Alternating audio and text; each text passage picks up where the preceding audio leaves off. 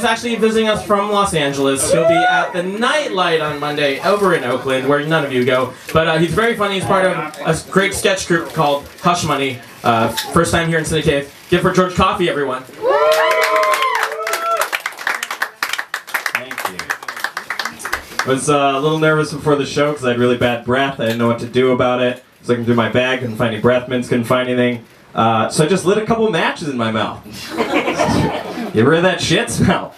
Get that out of there. I'm sure you guys are all familiar with the Ice Bucket Challenge by now. It's like a thing where you challenge your friend to donate $100 to an ALS charity or dump a bucket of ice water on themselves. And it's tough for me to relate because I was unemployed for a while, so it's like, how do you find the money for a whole bucket of ice water? Are we having a good time? Are we having a good laugh? My life is falling apart. Was unemployed for a while. I was wondering why I'm dressed like this. It turns out that when you buy a bunch of fancy clothes and then you quit your job, you just have to keep wearing them. That's all you own. It's like, I can't buy t-shirts at this point. I was working at a Starbucks, which a lot of people don't know this about Starbucks, actually named after a character from Moby Dick.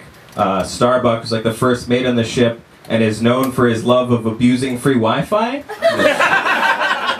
Won't leave the public restroom. It's like, Starbucks, we gotta go hunt this whale. I got an obsession. That's what the whole story's about. But I was working there. I was doing pretty good at first. I won Employee of the Quarter, which was great until I found out what my prize was, because they gave me a $20 grocery store gift card, which is just insultingly practical. It's like, well, what could George use? Oh shit, food, probably. You smell nourished. It's like a little smaller than he should be. But I worked there for a while until I got to the breaking point, which was, so I was working at a Starbucks in Los Angeles, and I decided I wasn't going to spend another 5 minutes out of my life making drinks for a grown man named Blaze. It's a real guy. It's a real person.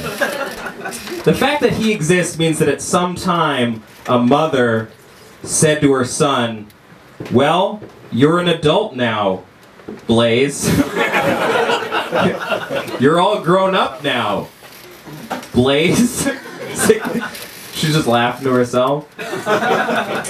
You also shouldn't ask twice. Like, you shouldn't make me be mad if I ask twice if you try to give your name as Toast. Like, I'll take it, but I'll be like, oh, is that Toast? Yeah, Toast. No, it's not yeah, Toast. That's not how this works. Come in with a real name, and we'll expedite the process. It's a fun fact, if you do give your name as one of those, like Blaze, for example, I'm not going to yell that out. I will call you Blake the first time, and Brent the second time. We're not doing that. It's not happening.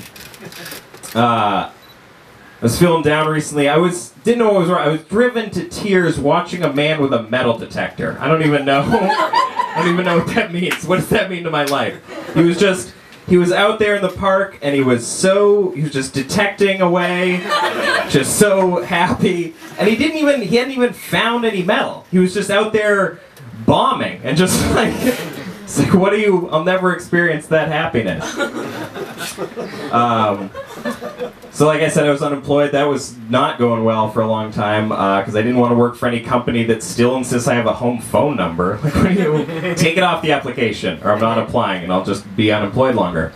But at one point, I did receive a call that I may be offered a job at a Pinkberry in the airport.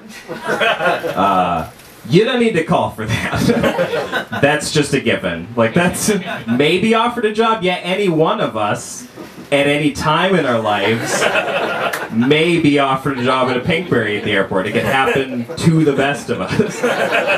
You're not telling me anything I didn't know. They also didn't offer me the job. Come on. It's like the one thing. I did end up getting a job near the airport, which is like even worse. It's like I'm not even working at the airport. It's like you're either working at the airport or you're like a plane or something. I don't know. But it's horrible because every morning when I wake up, I have to lay in bed and convince myself to give me a ride to the airport. No.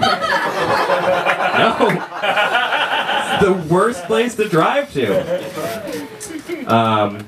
So that's not going great. I've been shopping at the discount bin at the grocery store. If you're not familiar with what that is, that's that pile of garbage on your way to the bathrooms.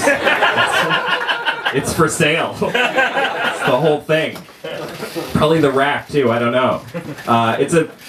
It's great because last time I was there, it was just half and half cake mixes and just cans of Raid. Same bin? Same bin? This is a harmony. Foods and poisons can live side by side. It's a utopia in the grocery store. What was wrong with the Raid that it needed to be on sale? It's not poisonous? Not poisonous enough? Too poisonous. It's too poisonous to be full price. Mark it down. It's dented. That's not a dented Raid can? It's great because you can get really good deals on products that you have absolutely no desire to purchase. It's like, oh, what is this? Half off candy from a holiday I'm not familiar with. That's good. I'll take some of, is this is this English second language alphabet soup? Here's a fun fact. I always buy the Chinese alphabet soup because you get way more. So it was fun. I was there once and this guy came up to me and he goes, you gotta come back in the morning, man. That's when they put all the good stuff in. It's like, I'm discount bin poor. I'm not discount bin schedule poor. It's like, come on. Have a little help. What? Have a little help. Yeah, that's one they say. That's a good one. Yeah, you know that old saying? That old phrase. It goes way back. Have a little help. They had the whole song in the 80s. So I also recently fell for someone too quick. No one's ever happy about that. No one's ever like thrilled on either end. Like, oh, isn't it cool how I like you too much? Isn't it cool how I don't? That is neat. That's really that's neat. I like what you did there with my life. It's real fun. Every time that happens, I feel like the same way as if I like came too quick or something. It's like, oh, did I just get my love on you? Whoops.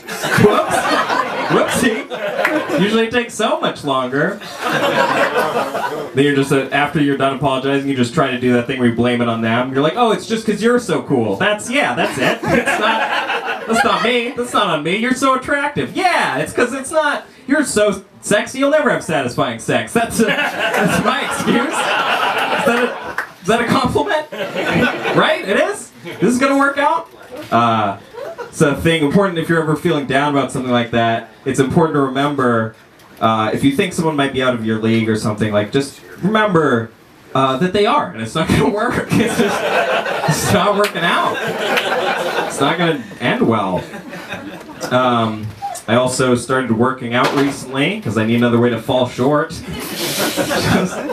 Need another way to let myself down. I was doing that P90X workout. I don't know if you're familiar with that. It's this 90-day program of like these intense workouts. I made it to day 10, and then my grandmother died. I was like, that is intense. That's crazy. I don't even know what muscle that is. Is that a glute? Is it for glutes? Where are your glutes? Is that what that is? I'm sweating out of my eyes. The flights alone will just take it out of you. Your dad gets too drunk, you're like, Dad, you really gotta hydrate. You really gotta... The next rep's gonna be so much worse.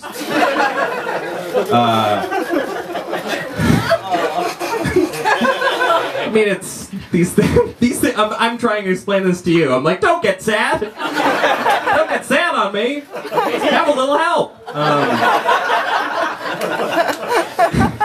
Take a little.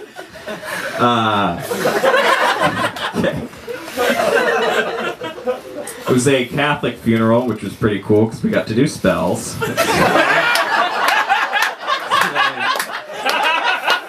This is great. Am I doing this right? I should have gone to some spell open mics. This is the one that counts. Hope it worked. Right? It probably worked. Probably. Center up. That's the one you want. Okay. Getting everything right. So much like Roman, I live with other comedians. I live with 3 other comedians, and I see them at like open mics and shows more than I even see them at home. So I've started to do material to just convey information to them.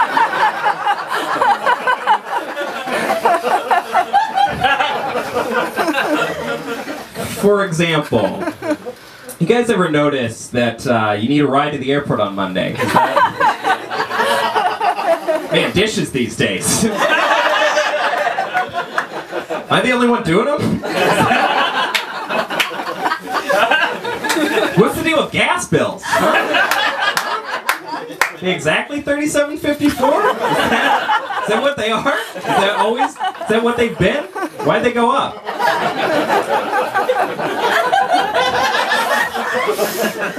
A priest and a rabbi walk into a bar, and the bartender says, "Hey, whose bread is that on top of the fridge? I've been eating that bread. I didn't even want it. I didn't even want that bad." All right, I'm George Coffey. Thank you very much.